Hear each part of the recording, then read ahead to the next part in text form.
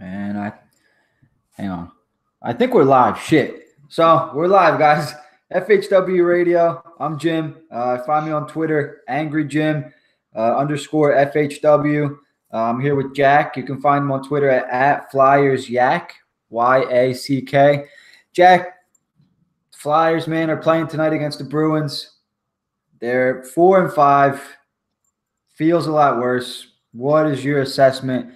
Tonight will be the 10th game into the season. What do you think, man? You know, we're referencing Flyers high and wide back to how Jeff Carter would shoot. I feel like if we're going to change our name of our podcast here, it's going to be Flyers WTF, because this is a joke. Like, I've never felt less confident in a team than I do now. And we were supposed to be better. I understand we have injuries and everything, but almost top to bottom, everything has been really bad. I think they're worse than their 4-5 record. I really do. Like, it's frustrating because they didn't subtract anything off the roster. All right, they're still the same average team, and they added JVR. So we kind of expected a little bit of a jump, a little bit of a jolt. So there's some familiarity within the roster. Then you add a guy like JVR. I know there's been injuries, but they just look a lot worse than 4-5. Well, to be honest, they did subtract some, but it was only pluses. They subtracted Manning, which I think helped out the team. They subtracted Flippola, which I think helped out the team. Don't worry what he's doing with the Islanders, because I don't think he can sustain that. If the Islanders suddenly become a playoff contender and do something, then I'll say, wow, maybe we should have hung on to him. But he's getting all the playing time in the world because they don't have anybody besides Andres Lee and the rookie? I can't remember his name. Not rookie anymore. Yeah, Barzell. Yeah, like they don't have a whole lot, so don't get all excited. So, so it was addition by subtraction. You add JVR, but you know what they didn't do, and we'll get it. Like, I'm getting into why the team sucks, and we already know how bad the goaltending is. And they're not even that bad. There's only 2 games I really blame the goaltending on. One being Columbus, and the other one being, I think San Jose was the one that really stuck out. But it's irritating that every time there's a mistake, you pay for it. It's in the back of the net. Every breakaway is a goal. The defense has been in complete shambles. This is all stuff we all know. What scares me, though, is I think McDonald's back tonight, and Hacksaw's all gung-ho about that, like it's a good thing. Like, he's back. Unless he's fully healed, which I still don't think is what his problem is. Him and Foligno are just the same. Just one of them is $5 million. One of them's $800,000. Exactly. That's a good point. Yeah. And Provorov, who I love since he was drafted, is in a rut. He really is. But when they asked him how he felt he was doing, he said, I think I played pretty well. Like, you really can't – really, you're going to say that? Like, I love you, but you really can't say that. Like, you have to acknowledge you played pretty poorly. He looks like he's in his head a little bit, like he's trying to do too much. And I'm wondering if maybe the injuries from last year or it's the expectations that he's supposed to take this next step. I'm wondering if he's in his head while he's playing. He's trying to do too much. He's definitely trying to do too much, but he doesn't strike me as a player to get in his own head that much. A lot of speculation has been about that injury. So they've been watching him in practice, and he's not favoring anything. Like there was an injury, like his shoulder or anything like that. He's playing how he's always played. He's not doing anything different. So that's kind of scary. Like, I hope it's just some kind of slump. I know it's not a sophomore season, but I hope it's something along those lines. It's a real shame that we've now had to break up Ghost and Provorov. The only positive I can think out of D pairing, before you would have said Hag, but he had a pretty rough game the other night. But Sanheim looks pretty good.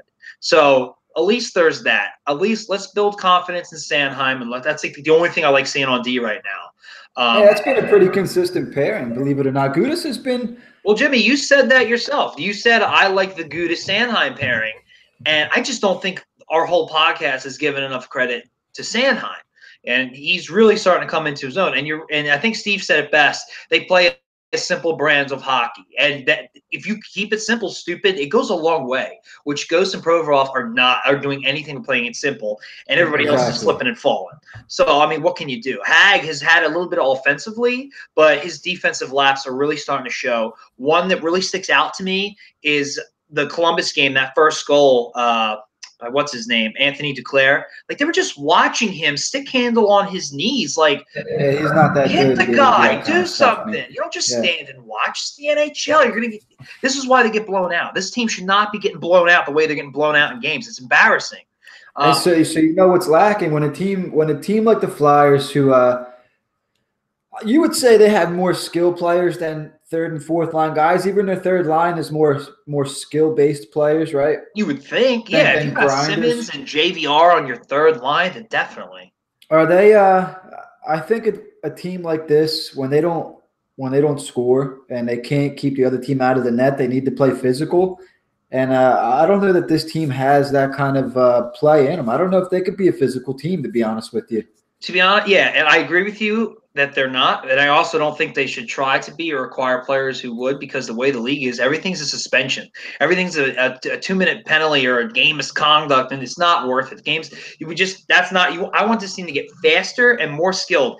And one thing we haven't talked about for a team that relies on their offense is they really don't pass well right now. They never really pass all that great, but if they're going to outscore other teams, they're going to have to pick up their passing, and it's really been bad. Another thing that we've been talking about forever, the PK. They added nothing like before. But you know who's playing now, who was the only reason I was told that he made the NHL roster? Corbin Knight. What was the thing that they said? He was going to kill penalties. Have you seen him on the penalty kill? Because I haven't. Well, what will this be, his first or second game? I think it's second. I definitely not his first.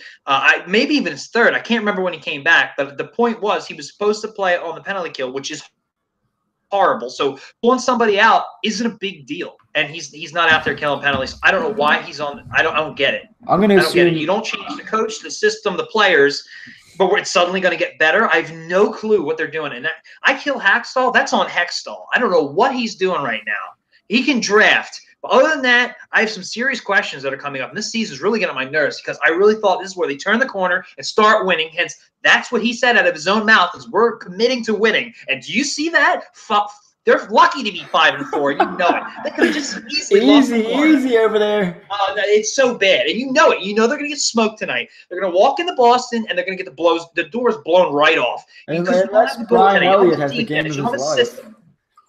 I'm sorry. I'm waiting for my phone to go off the day got scored on, because that's what I've been waiting for too. Starts. Like it's so stupid. It's embarrassing. Like, I hate it. Like, thank God I'm not around. Like, the Rangers aren't good right now, so people who are Rangers fans, they don't bother me. You know what I mean? Because they're rebuilding, so I don't have to deal with it. All the Rangers fans, they went back in their little cockroach holes. Rangers fans are cockroaches, man. They only come out when they're good. I know, but what scares me is we're good. Yeah, great, we beat the Devils. Yeah, that was a game they should have. They have yet to win back-to-back games. How do you not? Dude, they've only scored first in one game still this year. I know. How do you not? You beat New Jersey, who was looking great. How do you not go into the Colorado game, which was now at home? You have a score to settle, and you come out like flat like that. They're so lifeless. It makes me angry, and it's not just a coach; it's a team from the top to bottom, and it makes me so mad. I'm glad you said that. Because I posted something on Twitter about a week ago, and I think there was a couple like snarky comments, and I wasn't coming after Claude. I wasn't saying Giroux's a bad player, bad captain, none of that stuff. But Hextall had an interview yesterday, and he did mention something that lack of accountability within the team, within the players, is lacking. And when I hear that, I'm like, dude, who's wearing the C? Who's wearing the A's? And I'm going to say it. I don't think Giroux is a great – he might be a good captain. He might be okay. Maybe the players respect him, but I don't think he's a great captain. And you can't tell me that Andy McDonald is making a difference in the dressing room. Couturier, still 24, 25. Even though it seems like he's been around forever, he deserves the A. I think he could be a good assistant captain, whatever. Wayne Simmons is I'm going to say he strikes me as a lead by example kind of guy. I guess he's an emotional leader, but he's not going to be the same Wayne Simmons this year. I'm just going to tell you guys now. This is what I think. He's not going to be getting in fights every other game. He's not going to be the guy sticking up for people. You know why? Because he's in for a payday, and that's just the reality of it, man. It's business. He's not going to be laying dudes out nonstop. You saw what happened to him last year. If that happens to him this year, he's not getting paid. Yeah, no, I mean, I'm not ready to go that far. I'd still like Giroux. I just think he needs some help. What I do want to hear though is like they had a players only meeting. Like I want to hear that soon. Like that's what they need to do. That if they don't do that at all this year, and this shit keeps up, then I'm really going to start questioning things. But there's that. There's Simmons does lead by example, and a lot of other teams do really like him. I don't think he's an issue. One thing we haven't talked about, and this might be affecting Ghost and Provorov, like who's the defenseman they looked up to when they were coming up? Like we had guys like Mark Streit, who was here a year and a half, for Ghost. I don't think Provorov ever played with him. If he did, not long. But the one mainstay has been Andrew McDonald. If you have young defensemen coming up, what do? They see how everybody else prepares for the game. Now, if I'm a goaltender, I'm not going to see how a forward prepares for the game. So I'm sure defensemen look at other defensemen to see how because they're NHL guys, how they stay in the NHL and how they prepare and how they do everything and how they get ready for the 82-game grind. Our guys are learning after Andrew McDonald. Is that no red flags here? You see it. You see how bad the defense is. They've regressed a lot since last year. And I think that's part of it. You have bad coaching. You have a bad system. You have bad guys to look up to. Your quote-unquote veterans who never get benched when they screw up, but all the young kids do.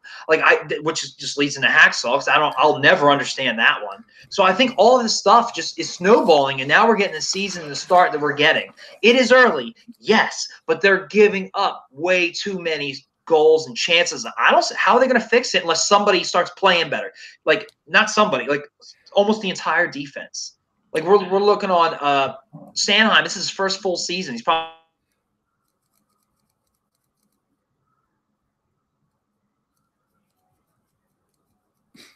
their best defense. Hag, okay, he nodded a couple of points. He's starting to regress a little bit. Foligno's a joke. McDonald's a joke. Gudis is slightly better. The defense, or the goaltending, excuse me, from the starter to the guys in the AHL minus Carter Hart they're all crap. Everybody's crap. And then the offense doesn't look very enthused to help out on defense as well. Like it's all around. It's just a shit show. And it's 4-5. There seems to be no urgency from upper management to do anything yet. Hacksaw seems all nice in his little, whatever the hell he does. He just seems fine. Nothing's going to bother him. I saw him argue a call, a Jordan Wheel penalty. And by the way, how many penalties has Jordan Wheel racked up? Thank you for bringing that up, because I feel like when he wants to mention player accountability, it's like, all right, who's going to say something to Jordan Wheel? How many penalties he's going to take, man? I think you froze on my end anyway. Did I freeze on yours? At this point, see if everything. Wait, am I back? Did you hear me? Yeah, you're back. Okay. I don't know how much we lost there, but I kind of went on a rant and then it said it was not responding. I broke my own computer. So I don't know. It just seems from top to bottom there's issues. They can keep up with scoring, but that's about it. Like, I mean, I feel like if there's a lack of player accountability, that means there's somebody at the top that's not holding the guys who should be holding other guys accountable. And if your boss is not holding you accountable, if he's letting shit slide, do you lose respect for your boss? Do you get away with stupid shit if that's the kind of guy you are? It's a good point that you bring up, and I'll agree with you about Giroux. I think he needs to hold certain players accountable, because from what I see, he seems to always give us the Giroux that we're used to for the most part. I know he's not always laying hits on Crosby and scoring a goal right after, but when Hacksaw makes the kids, holds them accountable, but McDonald's slipping and falling left and right, and he's never held accountable, like, what is that? Like, I would infuriate me as a younger player. I'm like, are you serious? Like, come on. Like, how is it? I get it. He's a veteran, but this guy's never won a cup. I mean, he's been to maybe one playoff round. Like, you're going to hold him in such high esteem that he's untouchable when he screws up? Like, what is that? Like, I don't get it. If those who are held accountable, there's no consistency. There's no rhyme or reason. And that is frustrating. And it's stupid. It really is. If you're a player, if you're a Giroux or if you're a Voracek, because I always seem to forget to mention Voracek for some reason, but if you're one of those players in a position of leadership, do you say something to the coach like, "Hey, dude, benching I'm sorry, give me a name. Who just got benched? Vorobiev? Well, yeah, we didn't even get into that, but yeah. Benching this kid with all this skill and starting a McDonald over him is not going to give us a better shot at winning. Like what? Come say something to the coach. Like it's your team, dude. Like, well, you make a good point about Vorobiev, and now we'll get into Hacksaw here because you thought he was good enough to make the team out of camp. Right? He plays 2 good games and then he kind of disappears. Well, he is a rookie, right? Now he's living in the press box. Well, at what point does he get to play again? Or he's going to be the tail of the air of this year and we have no idea. Meanwhile, we're going to hang on to Weiss and Leterre. Like, really? Like, how stupid is that? Like, you saw a couple of games you didn't like, whole camp and preseason, he's fine. But now you decide you didn't like a few games. He disappeared. He's up in the box for the rest of the season, it seems like, or until there's a major injury, which, by the way, JVR's out quite a while. It makes him look even worse, to tell you the truth, because he thought this kid was good enough to make the team in the beginning of the year. We're 9-10 games into the season, and he's already benching him.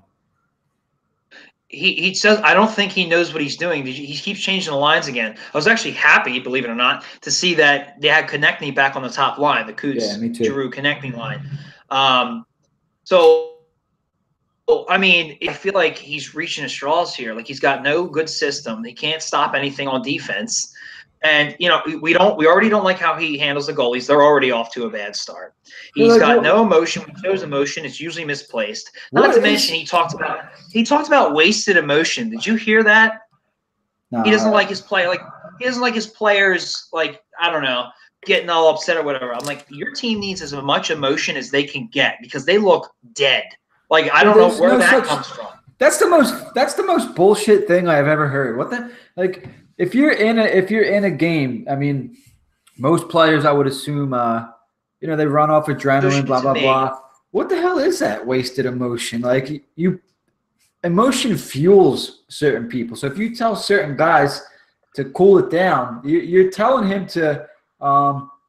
What's the word I'm looking? You're telling them to play smaller. Does that make sense? Go be yourself, man.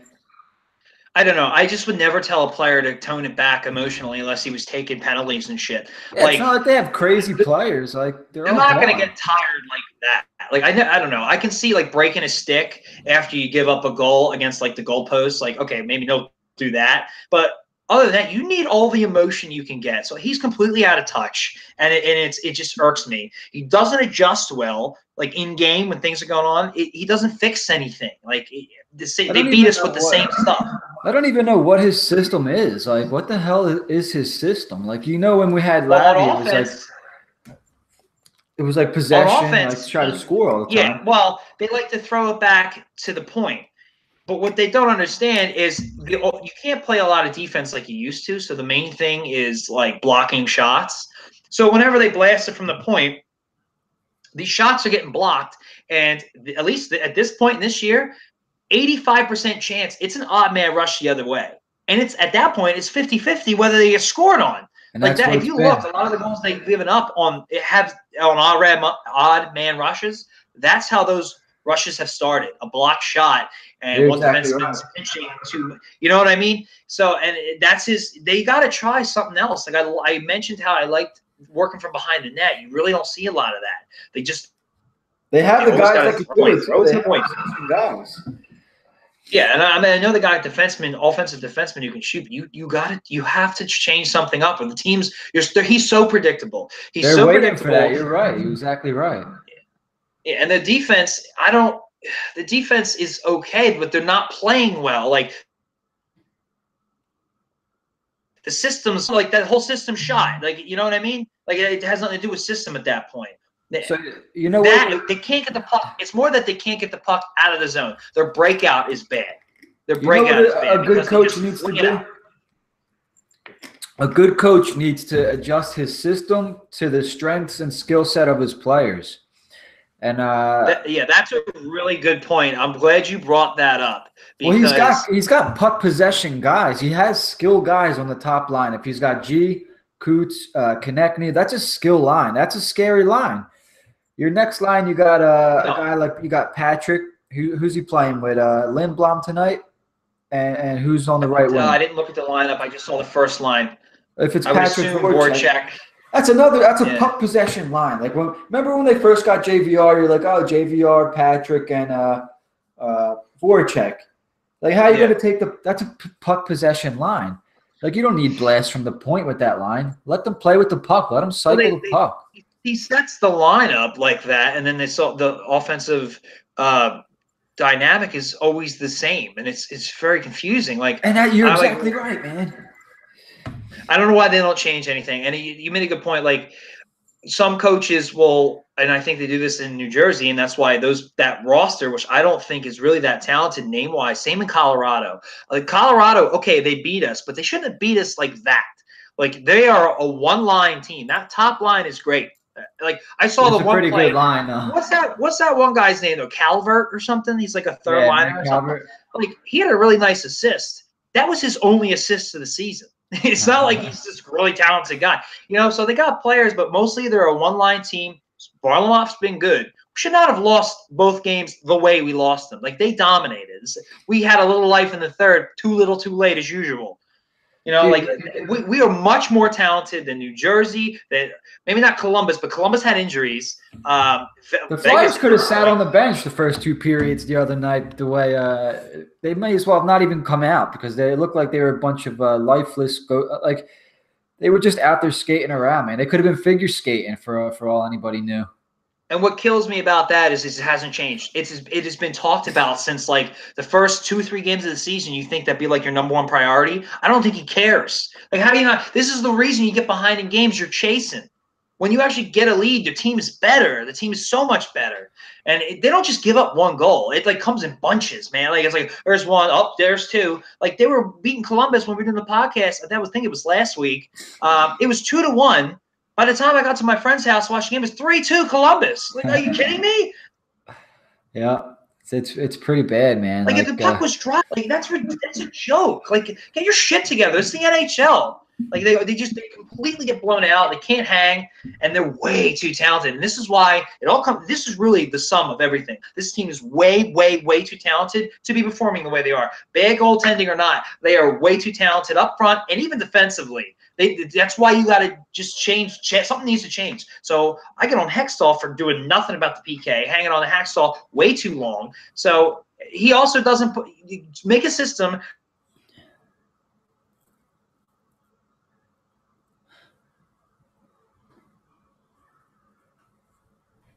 Highlights square peg and a round hole, and now we're 4-5 and sinking quick, giving up the most goals in the league, and we're not going to outscore everybody because we're racking up injuries, and we don't have Tavares and Matthews, so it's not going to happen.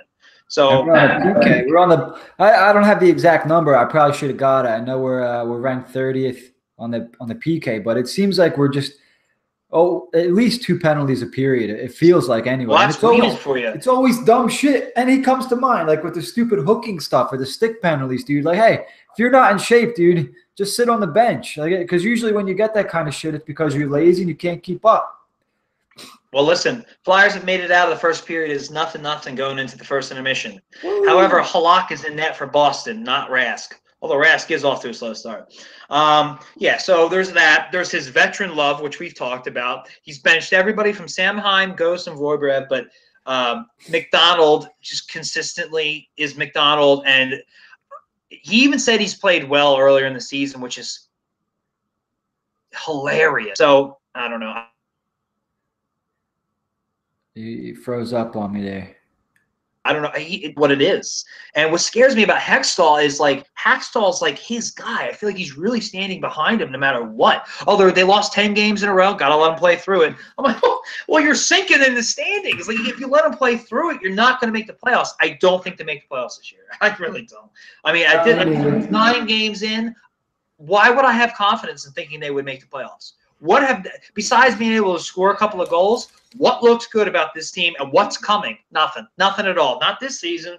So I have no idea why he's still the coach. Why he'll probably be the coach after this year, and I don't know what direction they're going in. I have to start questioning Hextall at this point. I love the way he drafts, but when it comes to the NHL roster, he's clueless. Like, I don't understand what they see as talent. It's not talent. The record shows, the statistics show, like, you're not good enough and what you're doing is not working. Like, the PK really baffles me how you've done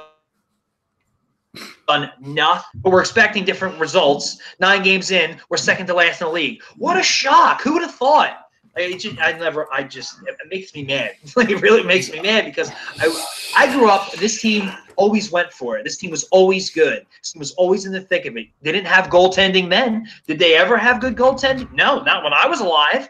But yet they still made it to 2 cups in my lifetime. This team has all the bad goaltending, yet all the talent in the world like those teams have had, and they're going to barely make the playoffs if they do it all. I don't think they will. Those were playoff bubble teams for like the last 6 years.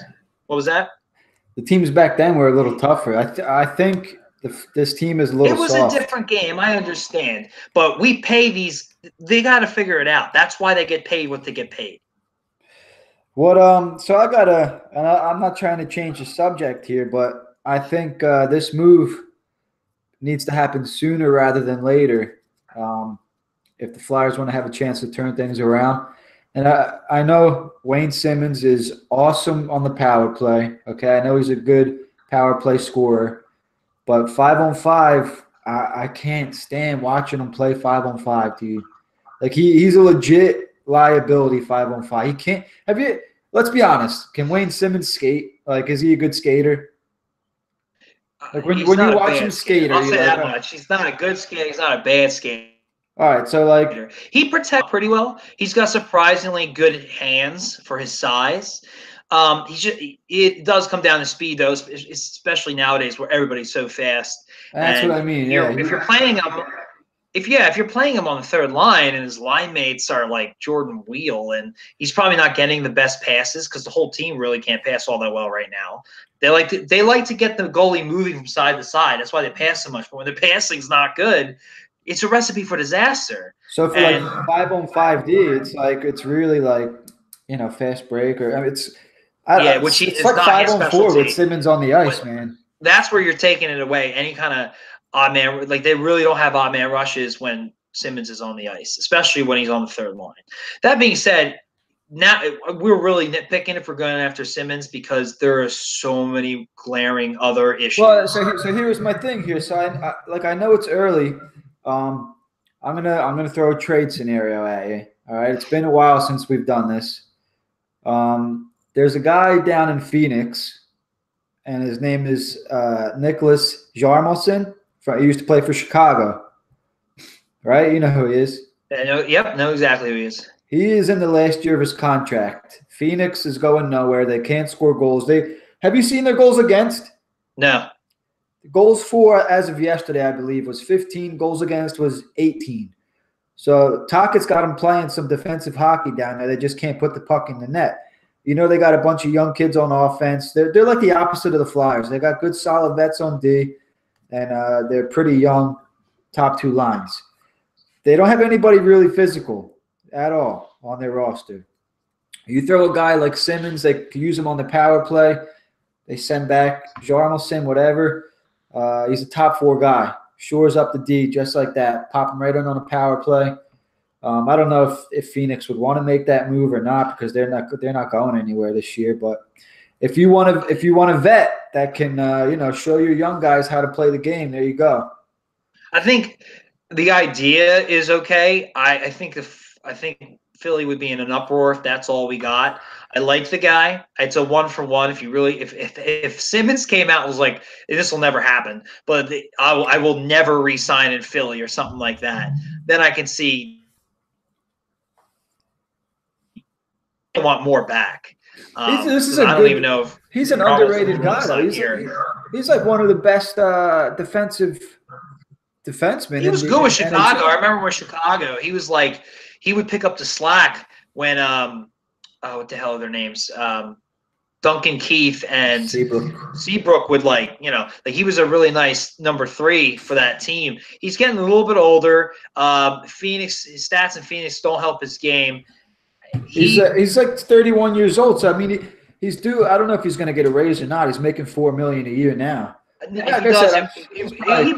might. He might. I mean, if McDonald can rake in 5, he'll have no problem getting 5 or more. Excuse me. Like for Simmons, if I were going to trade Simmons for a defenseman, we can do a lot better than him, even with Simmons having to be re-signed. The problem is it's too early. Scenario, though. It's too early for that.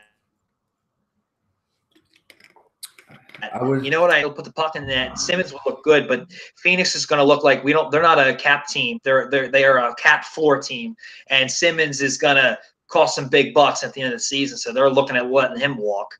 Hey, you know what? I mean, like I said, I just kind of thought this up out of nowhere, but a guy like Rick Tocchet behind the bench, I wonder if he says, let's go out and get a guy like Wayne Simmons. They're like almost identical players. Like they play the same style. Simmons is better. Tocchett's a bitch. No, but the GM in Phoenix is very analytical. Very analytical. Look at the pick they made. Look, they let Brady Tkachuk, or not Brady Tkachuk. They let Zadina, who should have been a gift for them. They still passed on him for Brett Hayden or something, like some guy who's probably going to be okay. But dude, you had Zadina. Zadina could have went 3rd in the draft, for God's sake. Like, come on.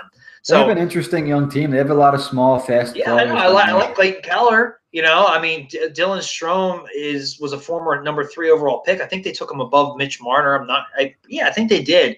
Yeah, and he's taking forever to get to the NHL, but he's supposed to be doing pretty well. They won that Galchenyuk trade when they. His first game was yesterday. Why does it keep freezing on me here?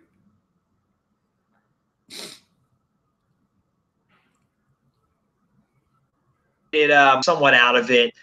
It would have to be a really perfect fit. And then on top of all that, I don't think the Flyers want to move Simmons. If they do, it'll be a deadline deal, I think. If they move him at the deadline, that means they're out of it. Yeah, 100% agree with you. And they might be at this rate. Part of me is like okay with that because you're getting rid of Neuwirth, Elliott. You get something for Simmons. McDonald's only got 1 year after that. Letaire's gone. Weiss only has 1 year after that. You can really start getting rid of some dead weight. I can't wait, man. But they gotta make right. They gotta make smart signings. They really do. Like you can't. No more Weisses. God forbid, no more McDonald's. Oh my God, that would be horrific if he went out and signed a defenseman. If Carlson hit free agency, you have to consider it. I don't even think he would come here. You have to throw $12 million at him because your D is so bad. But how much nicer would it look if you have Provorov and Ghost looking up to Carlson? This is how you actually play defense. This is how you play defense or play offense while you're the defenseman. This is how you really do it. He's the guy you look up to, not Andrew friggin' McDonald. If I would even cut McDonald next year, I would.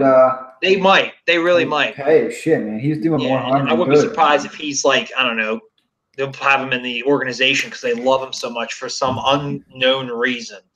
Man, I guess he's a nice guy. Who the fuck knows? That's all it is because he's not good at hockey. Barely. So like we said, they're playing Boston tonight. Boston's got a pretty good. I think they're like 5-2-1 or 5-2-2. Rask has gotten off to a slow start. Speaking of a team that is got one line, their top line's pretty good. It's a little iffy after that. I actually like their second line, not a little bit. They got Krejci, they got Jake DeBrusk.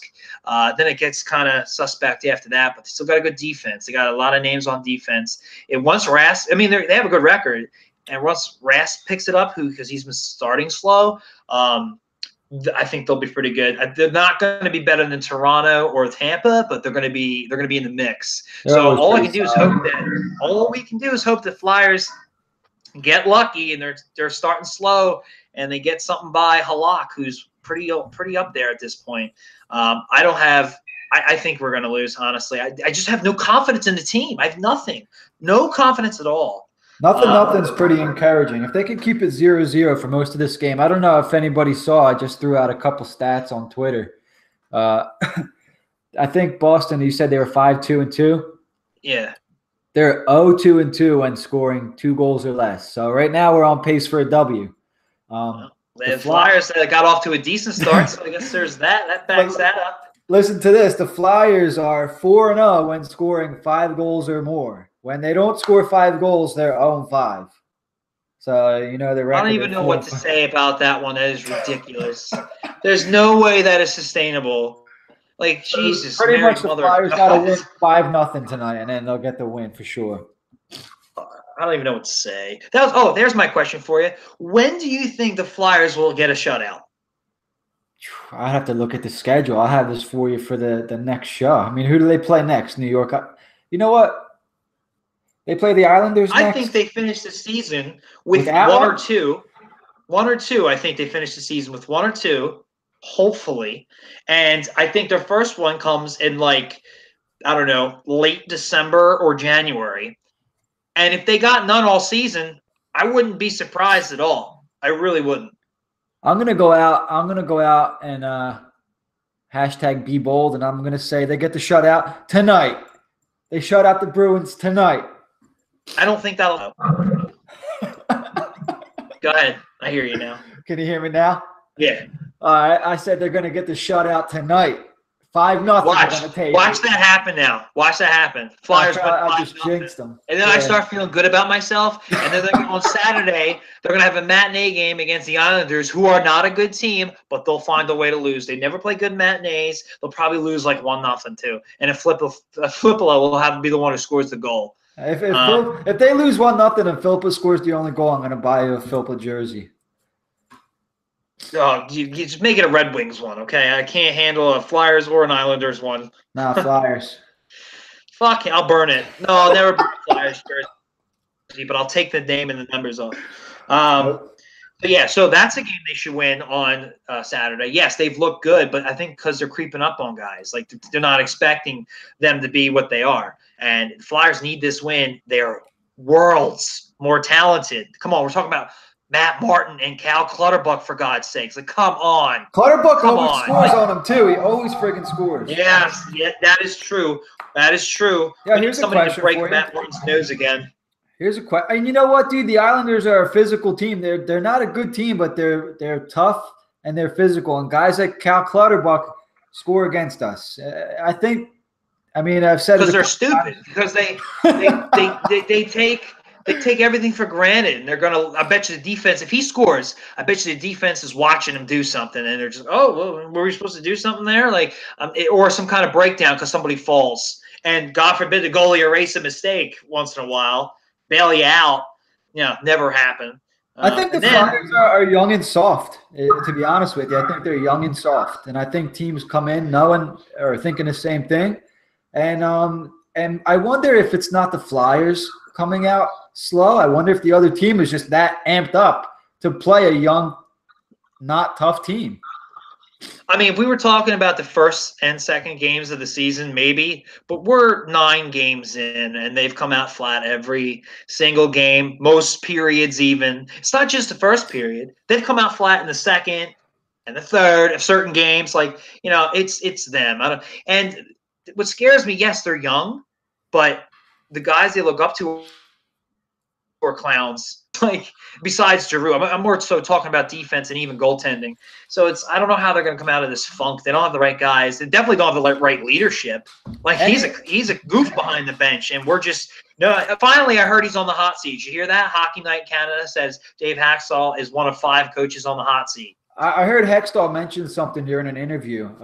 He said it needs to get better quick. And if I hear something like that, I'm like, all right, that's direct message to the coach, right?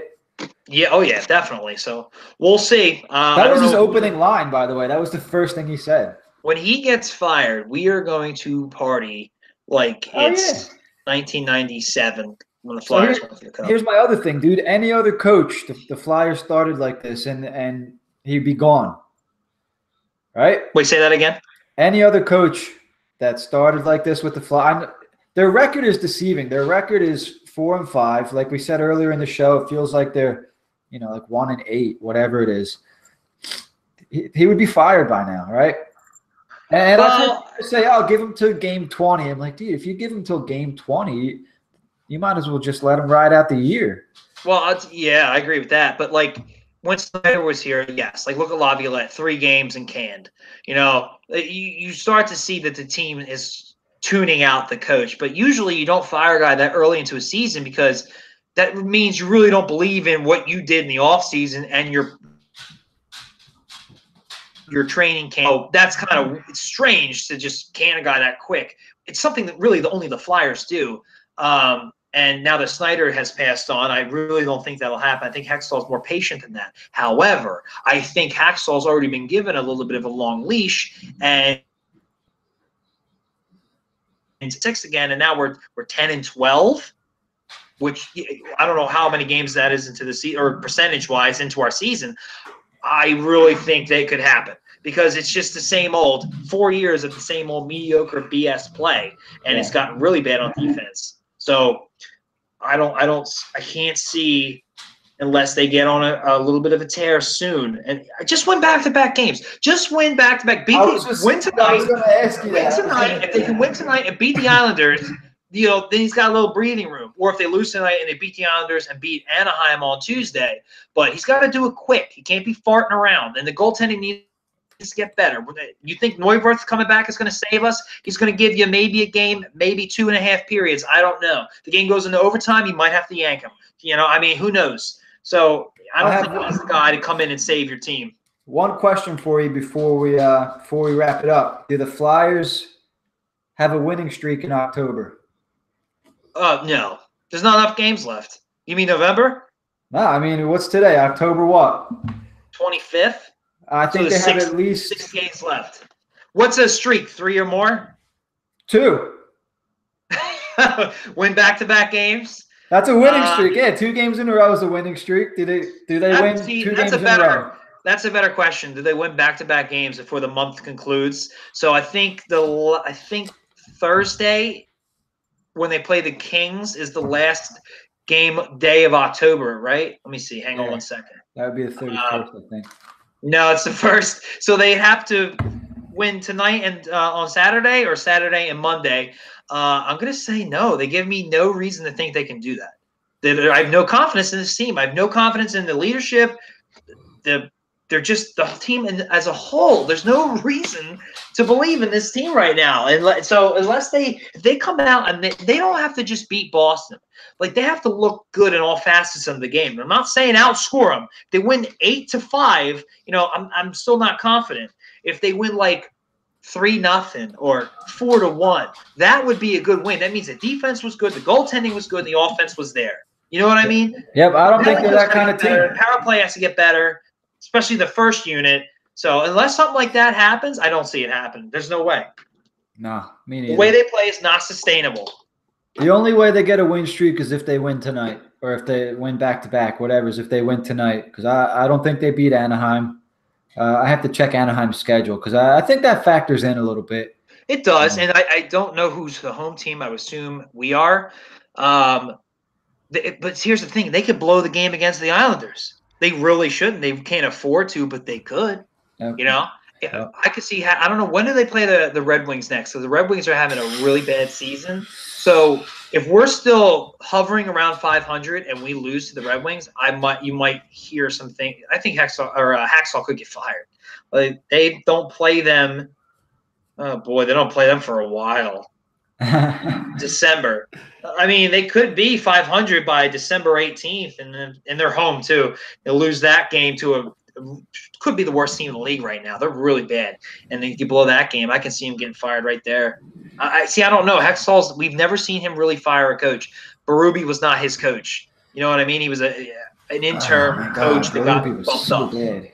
You know what I mean? Like this is his first true hiring, and he's really stuck to him. I don't know why, but I want them to win, but I want them to fire Hextall. So I mean, get to 5-5 and then can his ass. Well, here's the thing. It's like, are we going to turn into a cup contender overnight with this team, with how they play? There's no way.